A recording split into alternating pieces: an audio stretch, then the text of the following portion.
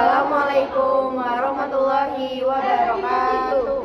Perkenalkan, nama saya Danara Penermiana dengan NIM 64232565. Perkenalkan, nama saya Safira Riesta Putri dengan NIM 64232566. Kami dari kelas 642F01 akan menjelaskan materi tentang aritmatika. Akan membahas tentang barisan. Yang pertama ada definisi barisan, yang kedua ada rumus barisan. Lalu tentang deret, yang pertama ada definisi deret, lalu yang kedua ada rumus deret, dan terakhir aritmatika sosial. Definisi barisan. Barisan adalah suatu susunan bilangan yang memiliki pola atau aturan tertentu antara satu dengan bilangan yang berikutnya. Setiap bilangan dalam barisan bilangan disebut suku barisan. Suku ke n dari suatu barisan diberi lambang dengan UN. Barisan. Jadi barisan aritmatika atau barisan hitung, barisan bilang yang mempunyai selisih tetap antara dua suku barisan yang berurutan. Selisih tersebut dinamakan beda atau B. Rumus barisan aritmatika. Barisan aritmatika atau barisan hitung, rumusnya yaitu B sama dengan beda sama dengan selisih dua suku yang berdekatan sama dengan UN dikurang UN min 1.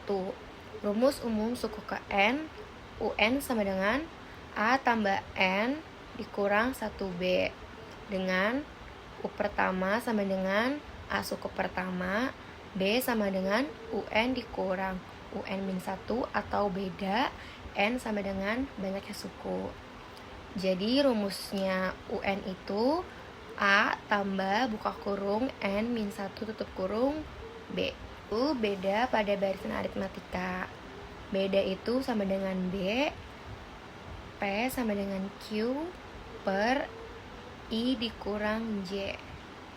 Jadi dengan penjelasannya, P itu suku ke I, Q itu suku ke J. Definisi deret. Deret bilangan adalah jumlah suku-suku dari suatu barisan bilangan. Sedangkan deret aritmatika atau deret hitung ialah jumlah suku-suku dari barisan aritmatika. Rumus deret, Sn sama dengan N per 2 A plus UN atau Sn sama dengan N per 2 2A plus N kurang 1 kali B. Dengan keterangan Sn sama dengan jumlah N suku pertama barisan aritmatika, U1 sama dengan A atau suku pertama, B sama dengan beda, N sama dengan banyaknya suku. Istilah-istilah dalam aritmatika sosial sebagai berikut. Yang pertama ada harga beli.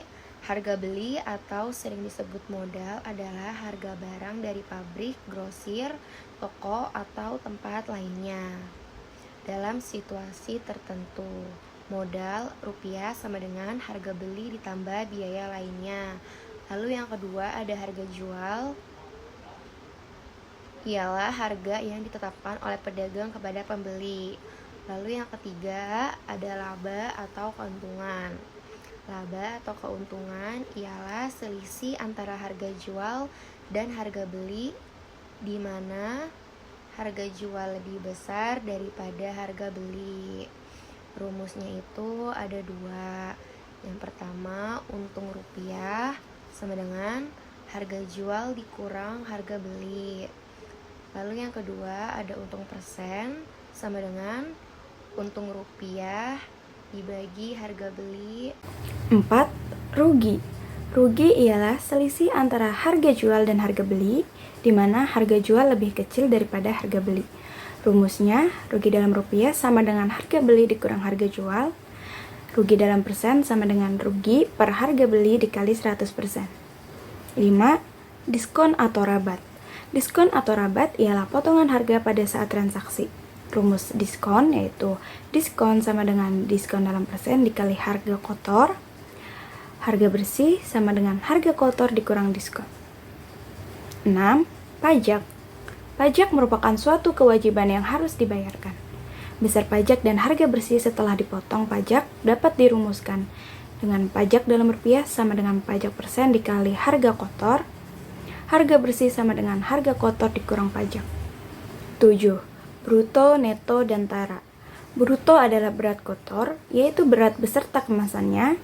Neto adalah berat bersih, yaitu berat barang tanpa kemasannya. Tara adalah potongan berat, yaitu berat kemasan barang. Hubungan antara bruto, neto, dan tara dapat dirumuskan dengan untuk mencari bruto sama dengan neto tambah tara, untuk mencari tara sama dengan tara dalam persen dikali bruto. Contoh soal yang pertama, Safira sedang berada di Margo City.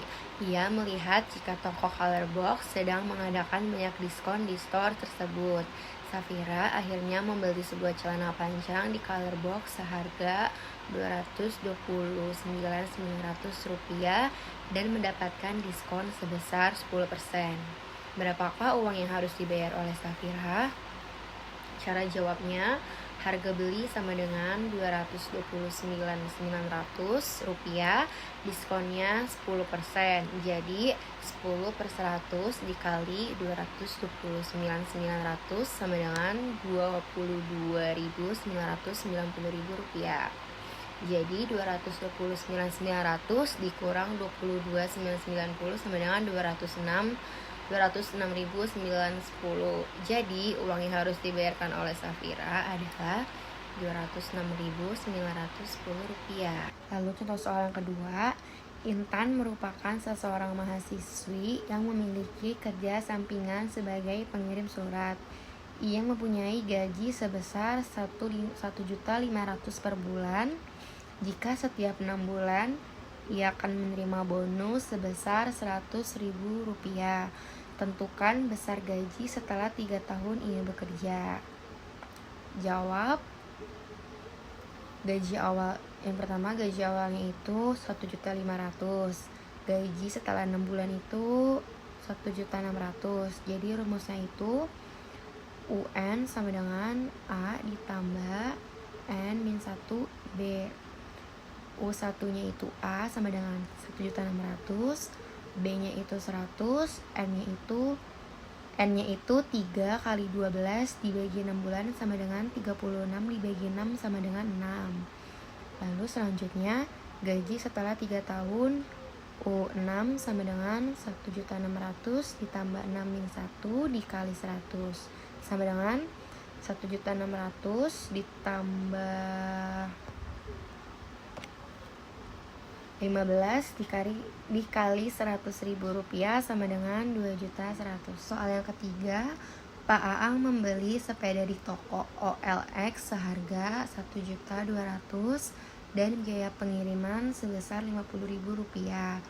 Kemudian setelah 1 tahun pemakaian, Pak Aang menjual sepeda tersebut ke tetangganya dengan memperoleh keuntungan 12%. Berapakah harga sepeda yang dijual oleh Pak Aang? Jawabnya yaitu harga beli sepedanya Rp1.200.000 ditambah Rp50.000 itu ongkosnya. Jadi sama dengan Rp1.250.000. Untungnya itu 12 per 100 dikali Rp1.250.000 sama dengan Rp150.000.